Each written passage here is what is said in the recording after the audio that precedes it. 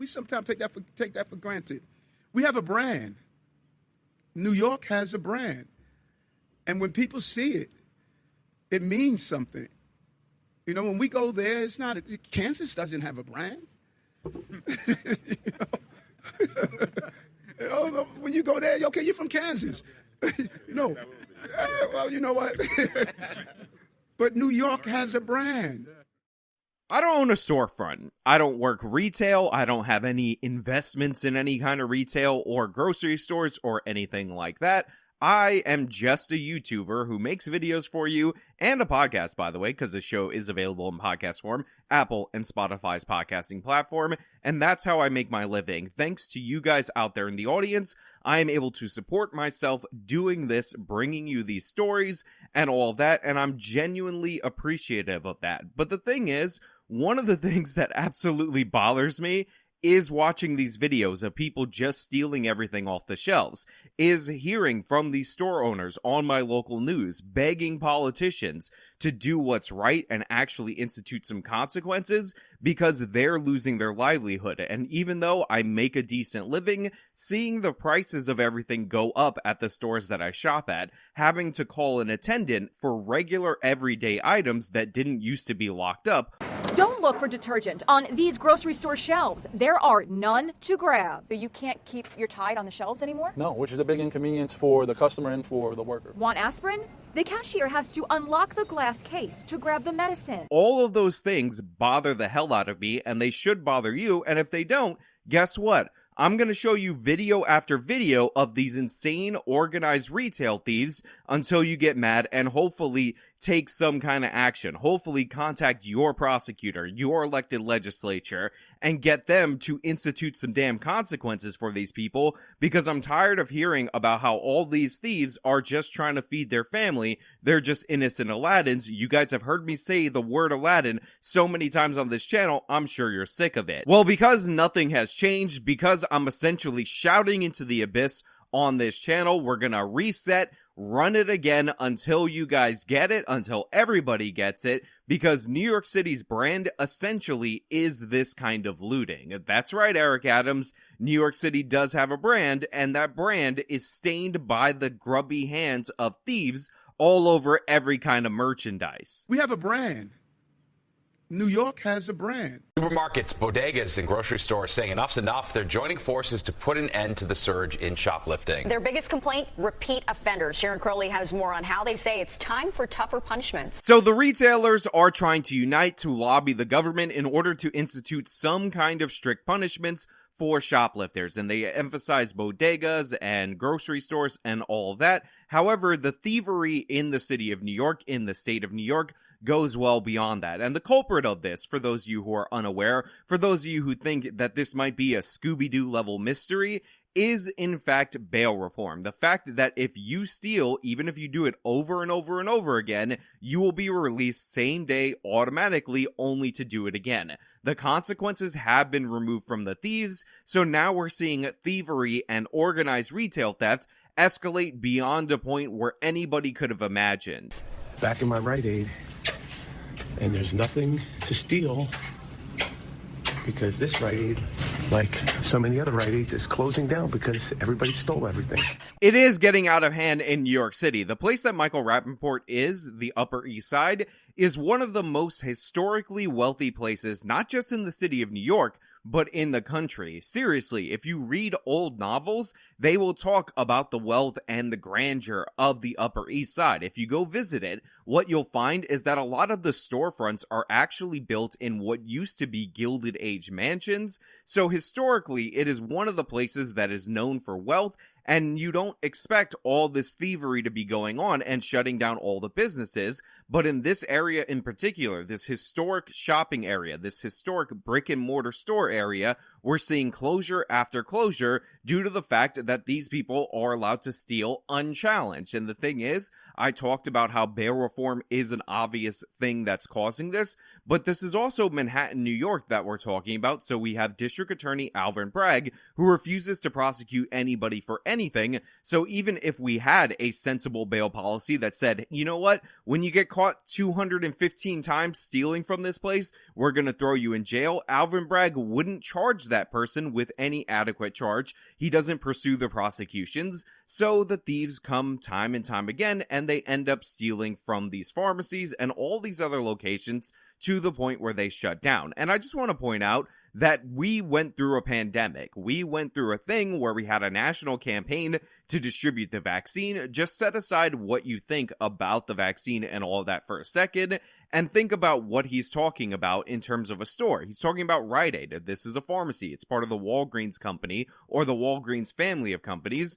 And they're closing all these locations despite the fact that they're getting giant subsidies to distribute vaccine from state and federal governments. So they're basically being created and artificially boosted up as a point where people can come in and not only get their shot, but buy stuff because they're already there. And guess what? They're still shutting down in record numbers. They're still going away. And the people who live in these neighborhoods have to be without a pharmacy due to the fact that thievery is just going unchallenged. When actor and comedian Michael Rappaport posted about shoplifting on the Upper East Side, it drew national attention to a problem many small business owners say is getting out of hand in New York City. I mean, it's just absurd. New York is so depowered in terms of your ability to have self-defense that you see a security guard watching the thief walk out with all the stuff, essentially meaning that the security guard is just there to make you believe that if you try to steal something, something might happen. But in reality, if you actually steal something, the security guard won't stop you at all. He'll just let you walk out. Somebody will film it on their phone so that they can have evidence, so that they could send that evidence to DA Alvin Bragg so that he can crap on that evidence because he doesn't care about prosecuting anyone. And remember, the only person that Alvin Bragg seriously tried to prosecute related to retail crime was Jose Alba, who defended himself on video against somebody who came behind the counter to attack him. That's somebody that he charged with murder, despite the fact that Alba was a 60-plus-year-old man attacked behind the counter, was being grabbed up by this career felon, by the way, also let out by bail reform and all these other woke criminal justice policies, and he did what he had to do to get out of that situation. So the thieves in New York City, the violent criminals, get to run wild, but the moment that you defend yourself, that's when Alvin Bragg, the Sean King, George Soros-backed district attorney, will crack down on you. That's when he has a problem. That's when he steps up. That's when he remembers that the district attorney's office is not a criminal advocacy organization, but is actually there to prosecute. Thieves repeatedly stealing store merchandise. Now, the setup for this story was that grocers and deli managers have gotten together to lobby the city for stricter consequences, so I thought that Fox, the local affiliate, was going to show videos of these local stores being robbed, like the Rappaport video of the shoplifter just walking past the security guard. But instead, they show us this ridiculous video where this guy is trying to steal what looks like to be a 75-inch television. Now, obviously, he's stealing that television because he's trying to feed it to his family. I don't know if you guys know this, but Samsung TVs are very nutrient-dense, and that can feed his family for weeks.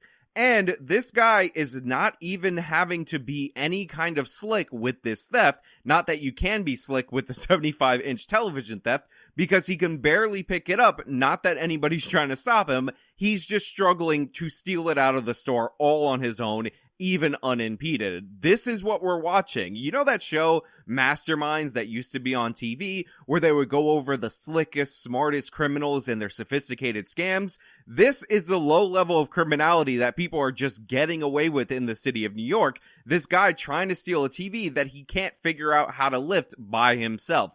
It's embarrassing, it's humiliating, and again, people say that this guy is the victim because obviously he wouldn't be stealing that TV if not for the deep, sad socioeconomic factors that he has. And by sad socioeconomic factors, I mean he wants to watch the Super Bowl, his TV's only 65 inches, so he really needs a 70 to 85-inch television in order to do so. Some say with little or no consequences.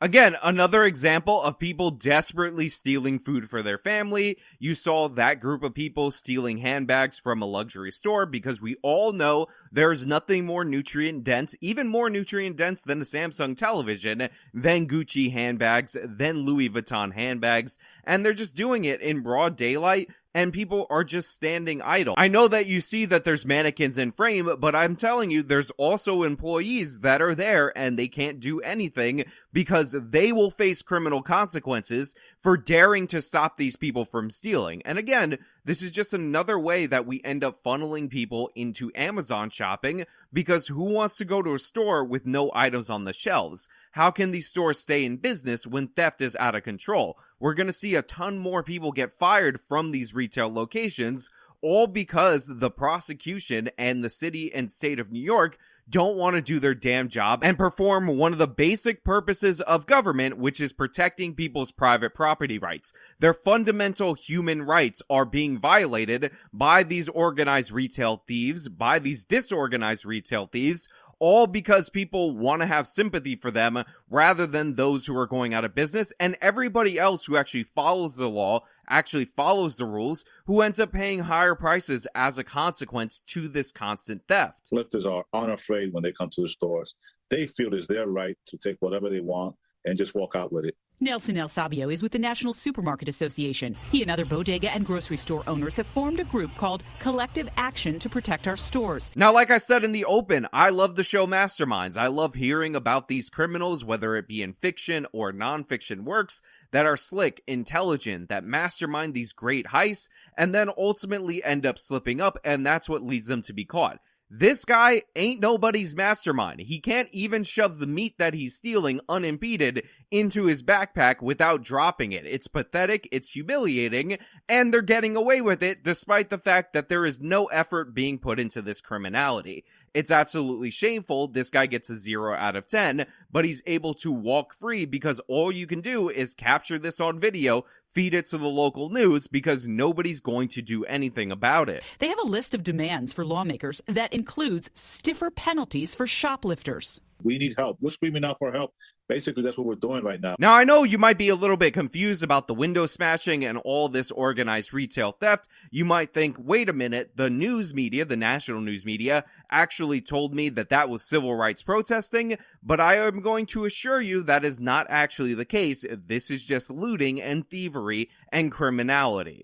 Jason Ferreira runs 3 Food Town grocery stores in Queens. When we catch someone shoplifting and we call the police, it's a very slow response, and it's very difficult to detain someone because, you know, we don't want to have an altercation at the store. He sent me this security video from his store in Jackson Heights. It shows someone he calls the skirt steak bandit. Here you see this man steal skirt steaks. From this angle, you see the same person walk out of the grocery store without paying. Now, fun fact, when I first moved to New York when I was 7 years old after my parents split up, I actually moved to the Jackson Heights area. And by the way, not a very nice area, especially in the 1990s. Now, it had gotten better because Jackson Heights was near LaGuardia Airport, still is near LaGuardia Airport, but it was near there when planes used to be much louder, so all the property was dirt cheap, so you had a lot of broke people move in there, and it got better once planes got quieter. But overall, it's sad to see that Jackson Heights is back to exactly where it was, maybe worse so, because now you can't do anything about the thieves. And for those of you who are saying, look, that guy's just stealing food to feed his family. Remember, and you can see this on the video, he's not just stealing any food, he's stealing a premium cut of steak. In fact,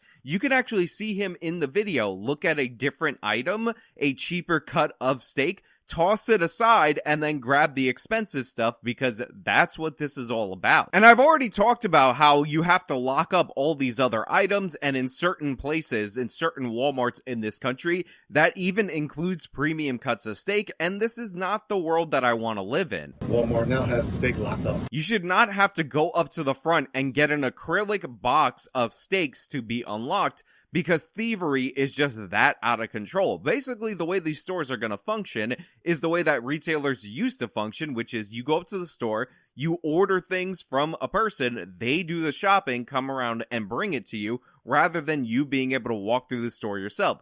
I guarantee you we're going to get to that point at some point in time due to the fact that this retail theft is out of control. And by the way, these aren't just one-offs. These aren't just your average poor person just so down on their luck stealing from all these places. These are repeat offenders who keep doing it, and they have long criminal histories that predate this thievery. that we need to talk about. In a crime briefing last week, the NYPD stated that shoplifting remains one of the top quality of life issues in the city, adding that most shoplifters are repeat offenders. We arrested 327 people. 327 people that account for 30% of all the arrests. Half of them, or almost half, are convicted felons. And guess what? 235 of them, so 235 out of 327 are walking around the streets of New York right now, just doing what? Unfortunately, making stores close. So what he just said is that when they do catch people, it turns out that the same 327 people actually represent about 30% of all arrests. So these are repeat offenders, and about half of those people are convicted felons. And unfortunately, because of the way our system works, the overwhelming majority, nearly 2/3 of these people, are out on the streets as they keep getting released over and over again until they drive stores out of business. And they cut to B-roll while this guy is explaining that, and I just want to point out how absurd the B-roll that they showed is. That's a laundry bag that you would carry your clothes to the laundromat with, full of merchandise in this store, and nobody can do anything to stop this person. This is not an Aladdin that is just stealing a laundry bag load size of bread to feed his family or to feed the poor kids in his neighborhood. This is a retail thief who's just boldly committing this crime knowing that there are no consequences for it. And let's be clear, the reason this is happening, the problem that we have, is a lack of consequences for the criminality. It's not poverty. It's not people having anxiety related to a recession or related to the pandemic or anything like that. As we went over time and time again on this channel, crime did not increase during the Great Recession, the greatest recession since the Great Depression, and crime actually fell because we had the same policies that were instituted throughout the early 90s to mid-90s, in fact, stricter versions of that, and that acted as a deterrent against this criminality. And for those of you who leave me comments saying, tough on crime has never reduced crime, there's no evidence that those policies reduce crime.